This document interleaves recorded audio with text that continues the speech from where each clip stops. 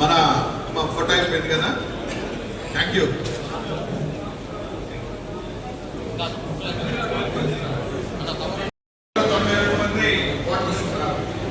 చిలకూరుపేట 11 బూతులు ఉన్నాయి.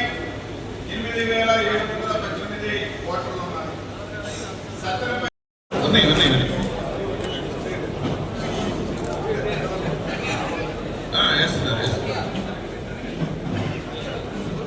కృష్ణ గారు, చైర్మన్ గారు, అదేవిధంగా మన్నల మోహనకృష్ణ గారు ఉన్నారు. సత్తెనపల్లికి అబ్దుల్ అజీజ్ గారు, జయప్రకాష్ నారాయణ గారు, వీరుకుండా కోటపాటి జనార్దన్ గారు, అదేవిధంగా పాల్కొండ శివప్రసాద్ గారు చేసేది.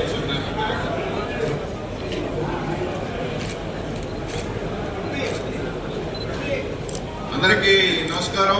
ఓటింగ్ అంతా మనం ఈరోజు కూటమి అభివృద్ధి మీద మనం వర్కౌట్ చేయాల్సిన బాధ్యత ఉంది. అదేవిధంగా మాచర్ల 9 బూతులు ఉన్నాయి. 7,239 ఓటర్స్ ఉన్నారు. అదేవిధంగా గురిజాల 8 బూతులు ఉన్నాయి. 6,784 ఓటర్స్ ఉన్నారు. ఉన్నారు. అయితే ఈ సమావేశం యొక్క ముఖ్య ఉద్దేశం అందరూ సమన్వయంగా పనిచేసి మన అభ్యర్థి కూటమి అభ్యర్థి ఆలపాటి రాజేంద్ర ప్రసాద్ గారిని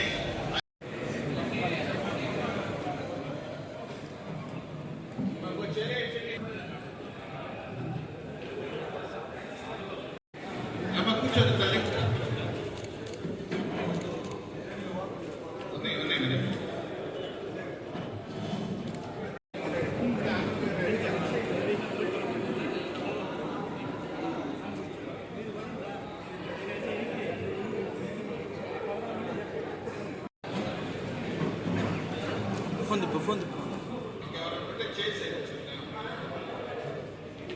ఆపరేషన్ డైరెక్టర్స్,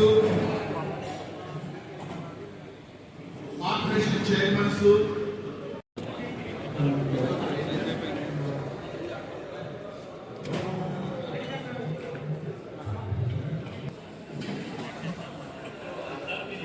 జనసేన అధ్యక్షుడు కృష్ణ కుమార్ గారు, జనసేన వెంకటేశ్వరరావు గారు వస్తున్నారు. వాళ్ళు మీద ఉన్నారు.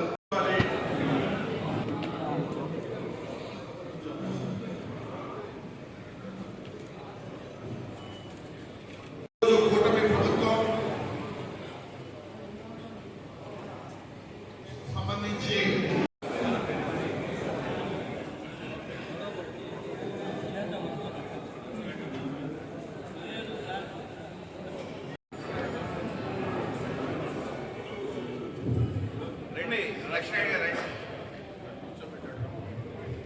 ఎందుకంటే రేపు 7వ తారీఖు మన ఎమ్మెల్యే గారు మన రాజేంద్ర ప్రసాద్ గారు నామినేషన్ వేస్తూ ఉన్నారు. అక్కడి నుంచి మనకు ఒక 20-22 రోజులు మాత్రమే మనకి సమయం ఉంది. ఇందాక మనందరం కూడా మాట్లాడుకుంటా దాదాపు మనకు వచ్చేసరికి 73 బూతులు ఉన్నాయి. 74 మార్చాం. 74 ఉన్నాయి. దాదాపు 55,000 పైన ఓటర్స్ ఉన్నారు. 56,932 ఓటర్స్ ఉన్నారు. ప్రతి చాట కూడా ప్రతి కాన్స్టిట్యున్సీలో కూడా 8, 9, 10, 11, 14 బూతుల దాకా ఉన్నాయి. మనం చేయాల్సింది ఏంటంటే ప్రతి బూత్కి ఎన్ని ఓట్స్ ఉన్నాయో అన్ని కూడా డివైడ్ చేసుకోవాలి. దానికి సంబంధించిన మన ఎమ్మెల్సీ ఎలక్షన్ అబ్జర్వర్స్ కానీ మన పాత అబ్జర్వర్స్ ఎమ్మెల్యేస్ మేము అందరం కూడా కలిసికట్టుగా పనిచేసి ప్రతి కాన్స్టిట్యున్సీ కూడా మనం వెళ్ళాల్సిన అవసరం ఉంది. దీన్ని తీసుకుని వెళ్ళాల్సిన అవసరం ఉంది. ప్రతి ఓటర్ను కూడా 2 నుంచి 3 సార్లు మనం టచ్ చేయాలి. పోయినసారి ఎలక్షన్ అప్పటికి ఇప్పుడు తేడా ఏంటంటే నేను గమనించింది, పోయినసారి ఎలక్షన్ అప్పుడు ఒక కసిగా ఉన్నాడు ఓటు, ఎదురుని ఓడించాలని కసిగా ఉంది. ఎక్కడున్నా సరే మనం టచ్ చేస్తే పరిగెత్తుకుంటూ వచ్చారు. ఇప్పుడు ఓటర్ కసిగా లేడని కదా దాన్ని పెట్టి చెప్తాం. ఓటర్ ఏంటంటే మెయిన్ ఎలక్షన్ అయిపోయింది కదా, మేము దాన్ని పనిచేసాం కదా అని కొద్దిగా అలసత్వం ఉండొచ్చు. అలసత్వాన్ని వీడి మనం టచ్ చేసి వాళ్ళకి తీసుకురావాలి. కొంతమంది బెంగళూరులో ఉండొచ్చు, హైదరాబాద్లో ఉండొచ్చు, లేకపోతే దగ్గర ఉన్న టౌన్స్ లోకి వెళ్ళి ఉద్యోగాలు ఇచ్చే పని చేసుకోవడానికి వెళ్ళి ఉండొచ్చు. వాళ్ళందరం కూడా తీసుకొచ్చి ఈసారి ఎలక్షన్ కి ఓటర్స్ ని ఓటు బూతుల దగ్గర తీసుకురావడం అనేది కూడా చాలా వెరీ వెరీ ఇంపార్టెంట్. తీసుకురావడం తీసుకొస్తే ఓటు మనకే పడుతుంది. ఎట్టి పరిస్థితుల్లో వాళ్ళు తీసుకురావడం అనేది మెయిన్ ఇంపార్టెంట్. ఇంకా పుల్లాల గారు వీళ్ళందరూ కూడా మధ్యలో మాట్లాడుతూ మనకి ఇంపార్టెంట్ పండుగ శివరాత్రి ఉన్న ముందు రోజు కనుక అందరినీ ప్లస్ ఏంటంటే థర్స్డే వస్తుంది కదండి, 27 థర్స్డే వస్తుంది. చాలా మంది గురువారం, చాలా మంది బయట ఉద్యోగాలు చేసుకుంటా శనివారం ఆదివారం అయితే పరిగెత్తుకుంటూ వస్తారు. కానీ థర్స్డే అయితే మా వర్కింగ్ డే అని చెప్పి కొద్దిగా ఇబ్బంది పడతా ఉంటారు. పండుగ ఉంది కాబట్టి ఆ పండుగ సెలవు కూడా ఉంటుంది కాబట్టి ఎట్లాగంటే మనల్ని తీసుకొచ్చుకొని ఓటు వేయించుకోవడం అనేది వెరీ ఇంపార్టెంట్. దాన్ని ఒకటి తీసుకోవాలి. ఇందాక మన వాళ్ళు ఒక చిన్న కాగితం మీద రాశారు ఓటు వేసే విధానం. మనం రోమన్ నెంబర్ వేయటం ఇవన్నీ కూడా అవసరం లేదు. మనకి స్ట్రైట్ గా నిలువు గీత పెడితే బాగుంటుంది. మనం రోమన్ నెంబర్ వేయటం అయ్యి మళ్ళీ మనకి రెండు రకాలుగా చెప్పినప్పుడు కన్ఫ్యూజ్ అవుతారు. ఏం లేదు, పెన్ను తీసుకొని నిలువుగా ఇట్లా కిందకి మన ఓటర్ పక్కనే పెన్సిల్ తోటి వాళ్ళు ఇచ్చే పెన్సిల్ తోటి ఒక గీత గీస్తే సరిపోయింది. అందుకే నేను అంటున్నా మళ్ళీ రోమన్ నెంబర్ అని కూడా చెప్పొద్దు ఇక్కడ. అందుకే మీరు రాసి ఇచ్చారు కాబట్టి దాన్ని మళ్ళీ ఇంకోసారి చెప్పుకోవాల్సి వస్తుంది. అందరం ఉన్నాం కాబట్టి అదొకటి జాగ్రత్తగా తీసుకోవాల్సిన అవసరం ఉంది. అది కూడా తీసుకోవాలి. ఎందుకంటే రాజేంద్ర ప్రసాద్ గారు పొద్దుగా తిరగలేదు. దాదాపు 3,46,000 ఓట్లు దాదాపు పల్నాడు కానీ బాపట్ల కానీ గుంటూరు కృష్ణా మచిలీపట్నం ఏలూరు మొత్తం మీద దాదాపు 3 చోట్ల తిరగలేదు. ఆయన తిరగలేదు కాబట్టి మనమే దీని బాధ్యత తీసుకోవాలి. నేను కానీ మా ఎమ్మెల్యేలు కానీ మీరు కానీ అబ్జర్వర్ కానీ అందరూ కూడా మనమే ఇక్కడ కూర్చొని 20 రోజులు నాకు తెలిసి వీలైతే కనుక ఇక్కడే ఉంది ఏ కాన్స్టిట్యున్సీ అబ్జర్వర్ ఆ కాన్స్టిట్యున్సీ పరిధిలో అకామిడేషన్ తీసుకొని కనుక మనం ఉంటే ఇంకా మెరుగ్గా పనిచేసుకోవచ్చు. మనం దాన్ని అయితే ఖచ్చితంగా అమలు చేసుకుంటే మంచిదని చెప్పి అనుకుంటా ఉన్నాను. అదొకటి గ్యారంటీ చేయాలి. ఇందాక మనం ఏమీ భయపడాల్సిన అవసరం లేదు. 7 నెలల్లో మనం అద్భుతమైన పరిపాలన చేసాం. వాళ్ళలాగా మనం అబద్ధాలు చెప్పాలి. మన బ్రహ్మాండంగా ఇచ్చే మాట ప్రకారం పెన్షన్ ఇస్తాము. వాళ్ళలాగా చెప్పిన పెన్షన్ 4 సంవత్సరాలు ఇవ్వలేదు. మనం ఒకేసారి చెప్పిన పెన్షన్ ని చెప్పినట్టు మనం పెన్షన్ ఇచ్చాము. అన్నా క్యాంటీన్ పెడతా ఉన్నాం, అన్నా క్యాంటీన్ పెట్టాము.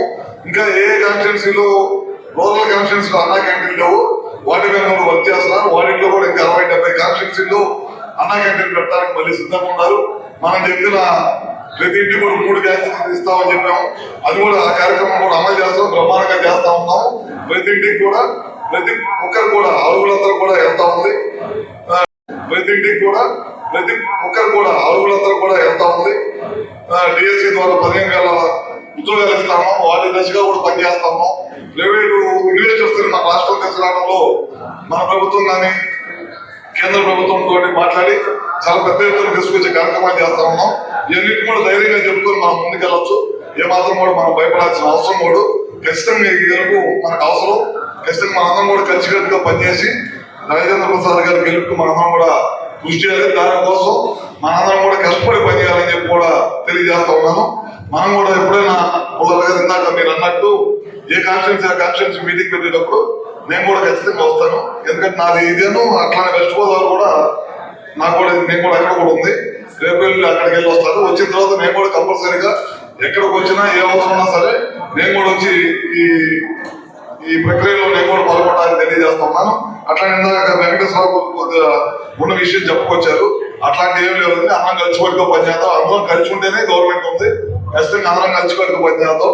మీరు 4-5 సమస్యలు నాకు ఫోన్ చేసినా సరే నేనైతే ఎప్పుడు కూడా మాట్లాడుతూ ఉన్నాను. ఎప్పుడు కూడా అట్లాంటి ఏమి ఉండదు. అందరం కూడా కలిసికట్టుగా పనిచేద్దాం. ప్రతి కార్యకర్త కూడా న్యాయం జరిగేదానికి తెలుగుదేశం పార్టీ కానీ జనసేన కానీ బీజేపీ కానీ అందరం కూడా కలిసికట్టుగా పనిచేస్తామని చెప్పి కూడా మరొకసారి తెలియజేసుకుంటూ రేపు అభ్యర్థి రాజేంద్ర ప్రసాద్ గారిని మనందరం కూడా ఖచ్చితంగా పనిచేసి గెలిపించాల్సిన అవసరం ఉందని చెప్పి కూడా మీ అందరికి తెలియజేసుకుంటూ సెలవు తీసుకుంటా ఉన్నాను. భారీ మెజార్టీతో మనం గెలిపించుకోవాల్సిన అవసరం ఉంది. ఏ మాట కావాలని మాట్లాడుకోవాలంటే కొంచెం కెమెరాలు మన స్తబ్దతగా ఉన్నమాట వాస్తవం.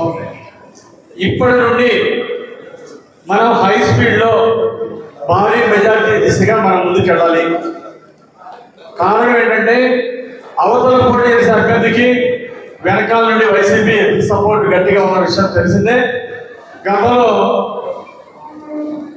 అతను గ్రాడ్యుయేట్స్ ఎమ్మెల్సీగా అలాగే టీచర్స్ ఎమ్మెల్సీగా గెలిచినటువంటి అనుభవం అతనికి ఉంది. ఏదైనా పెద్దలు సామాన్ చెప్పారు, చిన్నబాబు అనే పెద్ద కడత కొట్టమని. అందుకోసం ఖచ్చితంగా ఎన్డీఏ అభ్యర్థులందరూ కూడా సమన్వయంగా పనిచేసి మన ఆలపాటి రాజేంద్ర ప్రసాద్ గారిని భారీ మెజారిటీతో గెలిపించుకోవాల్సిన బాధ్యత మన మీద ఉంది. ఇందాక మిత్రులు జనసేన జిల్లా అధ్యక్షుడు వెంకటేశ్వర గారు చెప్తూ మా మిత్రపక్షాలకు కొద్దిగా ప్రాధాన్యత ఇమ్మన్నారు. కొద్దిగా కాదండి, భారీగా ప్రాధాన్యత ఇస్తాం.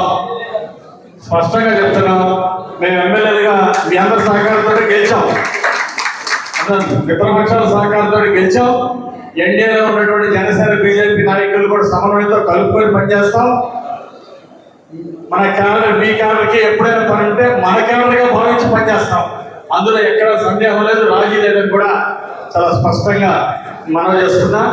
ఇప్పుడు చంద్రబాబు గారు వచ్చిన తర్వాత, ఎన్డీఏ ప్రభుత్వం వచ్చిన తర్వాతనే 4 లక్షల కోట్ల పైగా పెట్టుబడులు వచ్చినాయి. అంటే ఉద్యోగ అవకాశాలు, లక్షలాది ఉద్యోగ అవకాశాలు పెరిగి ఈరోజు రాష్ట్రంలో. అందుకు ఈరోజు గ్రాడ్యుయేట్ కోర్స్ అందరినీ కూడా మనం ప్రభావితం చేయాల్సినటువంటి అవసరం ఉంది. ప్రతి 4 రోజులకు రోజు ప్రతి ఓటర్ని మన కింద క్యాడర్ ఉన్నటువంటి నాయకులు కలవడం, అప్పుడప్పుడు మీటింగ్లు నిర్వహించడం, ఈ విధంగా అందరినీ కూడా చైతన్యపరచాల్సినటువంటి అవసరం ఉంది. నాన్ లోకల్ ఎవరైతే ఉంటారో వాళ్ళు కూడా వ్యూహాత్మకంగా వాళ్ళతో మధ్య మధ్యలో మాట్లాడటం, టెలికాన్ఫరెన్స్లు ఒక్కొక్క జిల్లా పార్టీ అధ్యక్షులుగా జిల్లా పార్టీ నుండి అప్పుడప్పుడు టెలికాన్ఫరెన్స్ కూడా ఏర్పాటు చేస్తే ఆ నియోజకవర్గం ఆ నియోజకవర్గం ఎమ్మెల్సీ అభ్యర్థి అలాగే ఆ నియోజకవర్గ ఎమ్మెల్యే కూడా మాట్లాడడానికి అవకాశం ఉంది. ఏ నియోజకవర్గం ఆ నియోజకవర్గం సుమారు 7,600 ఓట్లు వినకుండా ఇట్లా కాన్ఫరెన్స్ కూడా పెట్టి అభ్యర్థులు కూడా మాట్లాడిస్తే బాగుంటుందని చెప్పేసి తెలియజేస్తా ఉన్నా. అంతేకాకుండా ఈరోజు మనం అందరూ కూడా సమిష్టిగా పనిచేయాల్సినటువంటి అవసరం ఉంది. ముఖ్యంగా మన ఓటర్లు ఎక్కువ మున్సిపాలిటీలో ఉన్నారు. రూరల్లో 30% ఉంటే మున్సిపాలిటీలో 70% ఓట్లు ఉన్నాయి. దీన్ని అందరూ కూడా గమనించి మున్సిపాలిటీ ఓటర్ల మీద ఎక్కువ దృష్టి పెట్టాలి. అలాగే వాళ్ళు ఎక్కువ కూడా న్యూట్రల్గా ఉండేవాళ్ళు ఎక్కువ ఉంటారు మున్సిపాలిటీలో. గ్రామాల్లో ఉండేటువంటి గ్రాడ్యుయేట్స్ ఓటర్లు అందరూ దాదాపు ఏ పార్టీకి ఆ పార్టీ డిసైడ్ అయి ఉంటారు. కానీ మున్సిపాలిటీ ఉండేటువంటి ఓటర్లు మనం ఎక్కువ కలిస్తే వాళ్ళ ఫ్లెక్సిబిలిటీ ఎక్కువ ఉంటుంది.